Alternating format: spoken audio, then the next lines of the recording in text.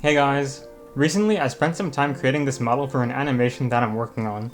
And in this video I'm going to show you the steps to how I made it. Through this, you'll hopefully be able to better understand the process. But first, let me talk to you about an important concept that I heavily used all throughout making this character. So throughout this character, I did quite a lot of drawing in customizable detail, which really helped to make this character look good. One of the many examples of this are the clothing folds. They're very easy to adjust and simple to draw. I even completely drew in certain accessories like this piece on her arms here above the orange arm wrap. And so overall I'm telling you this because it's just an important skill to know.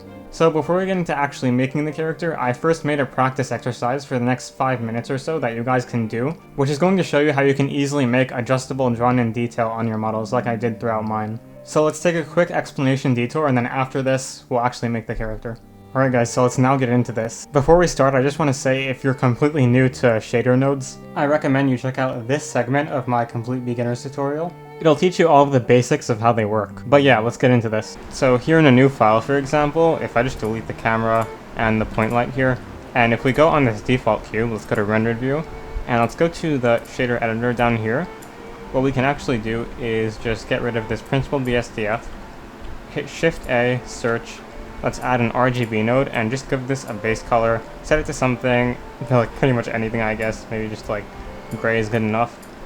And then what I'm going to do is I'm going to drag this out, type in mix, put this right here so it connects up, Shift A, search, and I'm going to add an image texture, and we'll call this one brown, just like that.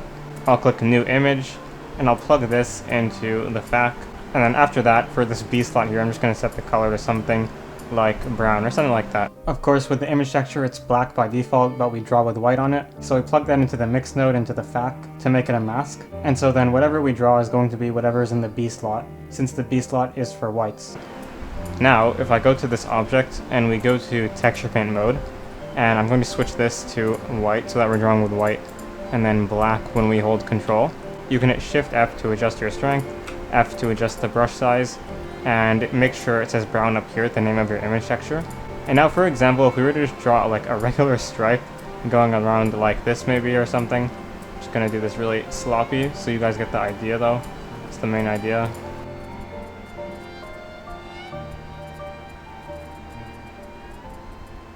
So now we have this weird like brown band going around our object. What's cool is we can now go back to our shader editor, and I'm going to add 2 more mix nodes, so I'm just going to drag out here, type in mix, and then do it one more time again, mix.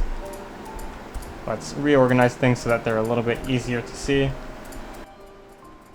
I'm going to hit Shift A, search, and I'm going to add 2 image textures. One of them here is going to be darks, so I'm going to call this darks. Then I'm going to make another image texture and call this one brights, just like this. Let's plug darks into FAC here, brights into the FAC here, and now what we want to do is drag this result out to hue saturation value effect, just right here, and plug that into B. Plug this into color and this into B, just like that. And then for darks, we want to decrease the value of this hue saturation value effect, maybe like 0.6, and we want to increase the value on this one to like 1.6 or something. So now if we go back to texture paint mode, we can draw on our darks image texture at the bottom of this, which you might have to double tap if it's not working. Just make sure it's selected here. If it still doesn't work, you can select your texture here in the shader editor, but regardless, after that you can draw in and basically create a darkened edge on the object, just like this.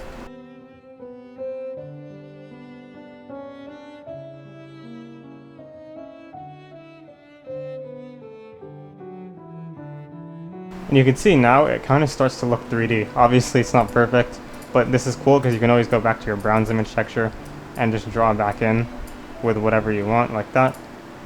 But of course, you can always go to your shader editor and adjust the value really easily, just like this, to whatever you want. Then for the brights one, you could probably guess what we're going to do. We'll take the image texture and just draw at the top like this.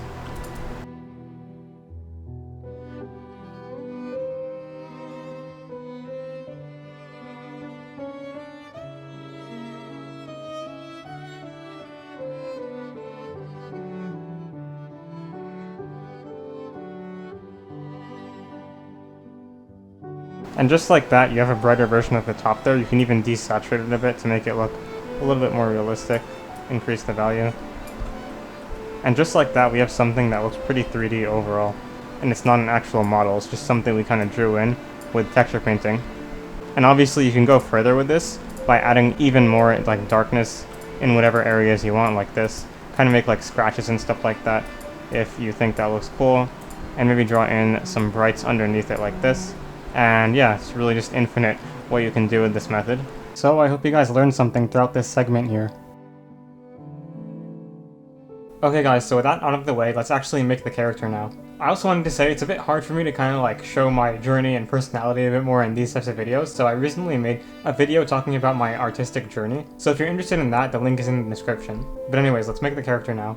I'll be working from a base mesh that I already modeled previously. I started off with the face like I usually do, setting the eyeball into place just like this. And I like to set the values to be nice and bright initially, as I did here. By the way, the tool you see on the right is the Stylize Asset Suite add-on. It's just a tool that I developed and used in addition to shader nodes. Next up, I blocked out the cornea and also added in the eyelash. I also added some makeup on the right side and drew in the fold above the eye at its top, then the eyebrows, and then after that I placed in some simple teeth and tongue that I already modeled previously. I just placed it in now so that the mouth wouldn't look awkward right now. After that, I continued on the eye area. Now for eyes like this, make sure to give them some slight darkness on the bottom, as well as some makeup on the side like I did here. Obviously there's like a million different ways you can make eyes, but for this type of style, that's just what I like to do best. Not only that, but I've found adding some sharp type of redness around the bottom of the eye area, the top of the eye area, and the lips will make it look pretty appealing. And after that, I just added some more little details to the face. Some freckles like this, some shadow under the eye, some coloration for the eye itself, chose to be red but could have been anything, and just some other minor details. Okay, so now let's block out the hair. For her hair, I was going for something that was overall spiky in the front and with a big ponytail in the back. To start this out, I just used a path curve with a circle curve as the object that it uses. As I said, I wanted to give her some sort of spiky type of hairstyle, which is why the strands sort of just go like to the side and curves aggressively at their ends. And I of course placed hair strands going along her scalp as well, because that area goes into the ponytail. I really recommend you look at actual pictures of the type of hairstyle that you're trying to make, because laying out a bunch like I'm doing here can be confusing at times, and it's essentially to get the overall direction and flow of it correct.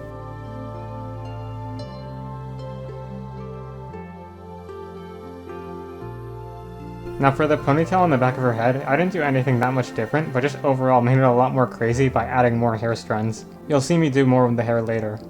Okay, so with the face and hair blocked, let's now start on the clothing. I started off by making her a kind of tank top. Now keep in mind guys, I design my characters as I go, so at this point, I was just trying to get the overall feel for what the clothing would be. Of course, I was going for a warrior ninja type of outfit overall, but I'm loose with the design at this stage. I knew I wanted her to have a mask, so I modeled this in. You'll notice I really just block out things and don't go for a detailing immediately, as all of that can kind of just be done later. So that's why everything looks quite awkward right now, like with these pants and the belt and everything just looks crazy. It's all just supposed to be more of like a general idea. In a way, this is kind of like the initial ugly phase, but it's just something we'll have to get through here.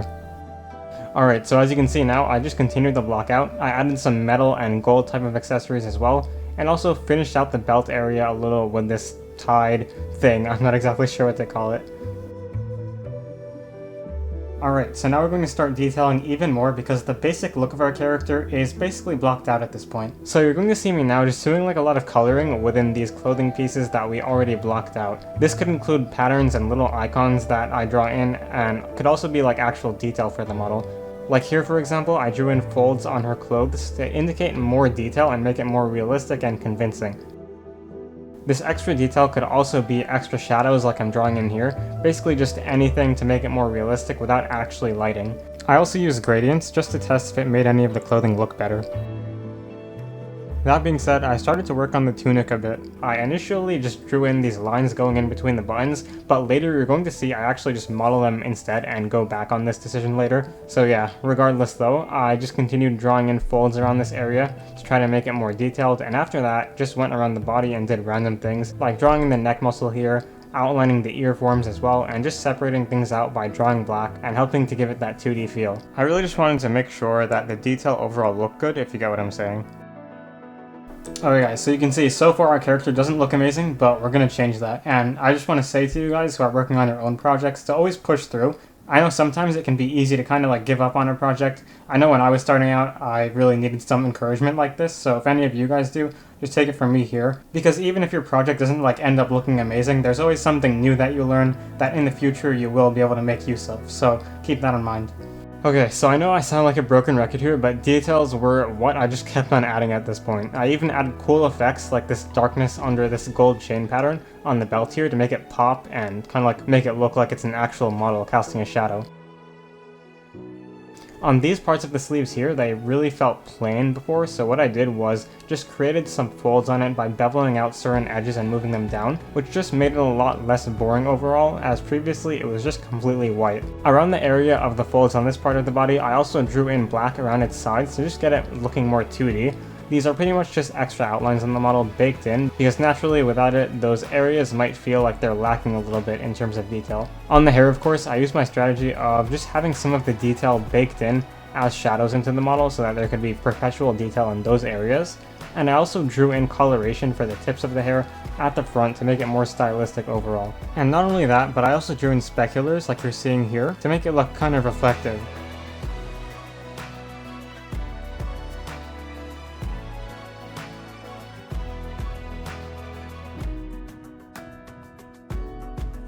Okay guys, so at this point I just tied up some loose ends throughout the model, meaning areas that just didn't have much detail and intrigue. Like adding specularity to the metal parts, for example, making the shoes, and which in this case I wanted them to be heels because those just kind of like look cool and not plain and boring. So yeah, just messing around here at this point. I even added a metal necklace, or not really necklace, but just something going around her neck. Okay guys, before we go any further, I just want to talk a little bit about my masterclass. If you're someone who's been trying to learn Blender but doesn't have a clear path, this is a program that will teach you my entire workflow for making things like anime-style characters, beautiful scenes, and just amazing stylized art in general. It's one of the only comprehensive curriculums on this that exists, and is suitable both for beginners as well as people who are more experienced and want to level up their stylized art skills, or just become a better 3D artist in general. We focus both on technical skills as well as observational skills, meaning technical skills as in how to use Blender efficiently, as well as the observational skills of design and stuff like that, because without that your art is going to look flat no matter how well you can use Blender. So if you're interested in joining me and hundreds of other students, you can check it out on ukiyo-girls.io. Okay, back to the video. So over here around the arm wraps, I wanted to have another white wrap at the top to make it look even more interesting, which looked cool, but you'll see later I actually just opted to draw it in on the model instead of model it actually like I did there. The reason I decided to do this was mainly just because it makes it easier to rig later.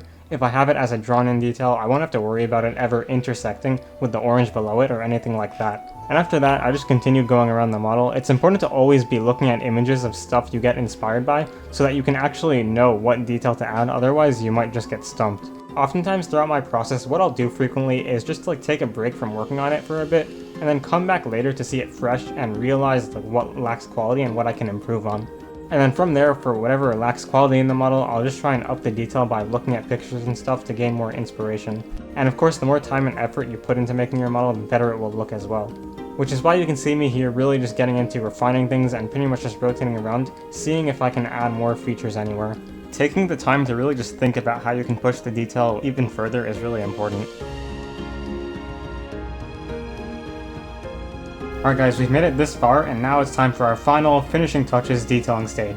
So here it is, the final detailing stage pretty much. Really just going around adding in more brightness, darkness, outlines, whatever I think could possibly improve the quality. Honestly guys, like a lot of the times, I don't fully commit to decisions, like I might add a detail to some area but then think it's bad and remove it later. So just keep that in mind, you should experiment, take risks, and just see how it turns out, because worst case scenario, you can just undo it. So that's just something I always do in my models personally. But yeah, it's really on you to push the detail as far as you can, because oftentimes it's that final push that takes it from looking good to looking like really good. So as you can see here, I'm really just doing the same thing that I've always been doing, rotating around, seeing just what I can do to make things even better. You really do want to focus on those areas that don't have enough visual detail on them, and just kind of throw what you can to make it look better. Honestly, there's even more I wanted to do, like I wanted to add a katana sword for her as well, but I was just running out of time for a bit. Maybe if I make a sword animation in the future, I'll add that for her character. But yeah, there's just like an infinite amount of things you could add potentially.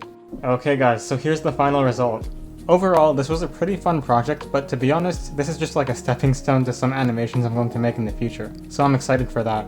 I did also rig our character and do all of that stuff as well, as this is actually for an animation that I'm working on, but that's for the future. Alright guys, thank you so much for watching. If you're someone trying to learn, I recommend checking out my most important lessons video next, as I just talk about a lot of things I've learned over years of doing this. And if you want to learn to make like really amazing, high quality 3D stuff, check out my masterclass on ukiyobros.io. Have an awesome day.